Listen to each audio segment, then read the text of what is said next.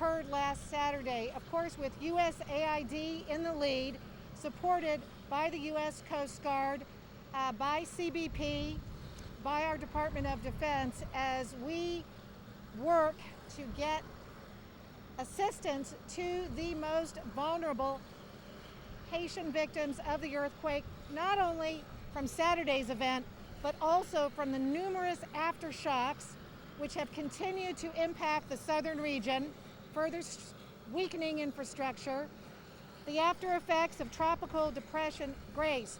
We are here with Rear Admiral McPherson, really proud of the work that our team at the U.S. Embassy in Port-au-Prince has done since the weekend, medically evacuating Haitian victims of the earthquake to this airport so that they can be treated with critical care. The effort is deeply appreciated by the Haitian people and the Haitian government. I am in frequent contact with Prime Minister Ariel Henry and the director of the Haitian Civil Protection Directorate, Dr. Jerry Chandler, their FEMA equivalent, so that we make sure that what we're bringing in terms of assistance is what is most needed in terms of health, water and sanitation, shelter, and these medical evacuations. I'd like to turn it over to the Admiral, Tim, and John Pretty from CBP. Thank you. Good afternoon. My name is Tim Callahan. I'm the Disaster Assistance Response Team Lead for USAID. I would like to first offer condolences to the people of Haiti for the tragedy that's occurred. People have passed, people have been injured. I'd like to sincerely thank Admiral McPherson and the Coast Guard for their heroic work, and that's what it is. Their work to save lives. I've seen them work in other emergencies in my 20 years overseas, and I've seen it in this emergency as well. I'd also like to thank our colleagues from U.S. Southern Command, Department of Defense, also obviously the Ambassador and her team here. Our focus is humanitarian assistance, and the Ambassador just mentioned everything we do is coordinated with the government of Haiti's Civil Protection, Dr. Chandler. Obviously our focus right now are what are the key issues. So the key issues right after the emergency: urban search and rescue, food assistance, health, water sanitation, hygiene, logistics, transportation. So that's what our focus will be. We have an urban search and rescue team from Fairfax County Fire Department. We're working with the World Food Program. We've recently moved over 110 metric tons of food to the affected areas.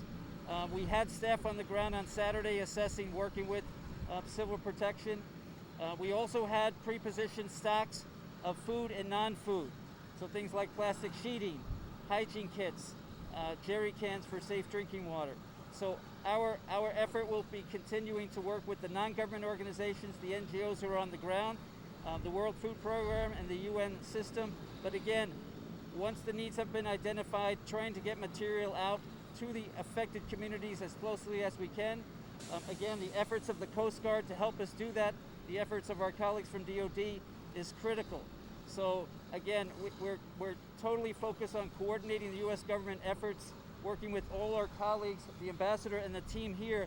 But again, issues to save lives and alleviate suffering are the top two priorities of our team as we go forward. On behalf of all the men and women of the U.S. Coast Guard, we send our condolences to the Haitian community here in Haiti, as well as back in South Florida, for those who have lost loved ones or those who are injured. The Coast Guard immediately responded to the call for assistance from the government of Haiti by sending ships and aircraft into the region. We've been conducting search and rescue and medevac operations since last week. We continue to do that today at a pretty steady pace. I came down from Miami today aboard the aircraft you see behind me, bringing additional air crews as we continue to sustain our operations. We're also bringing additional aircraft and ships to the area to support USAID as the lead federal agency. Madam Ambassador, thank you for your leadership and your support for the U.S. Coast Guard as we bring our folks in. This is a very challenging operation for U.S. Coast Guard men and women, but they are specially trained to deal with these types of crises.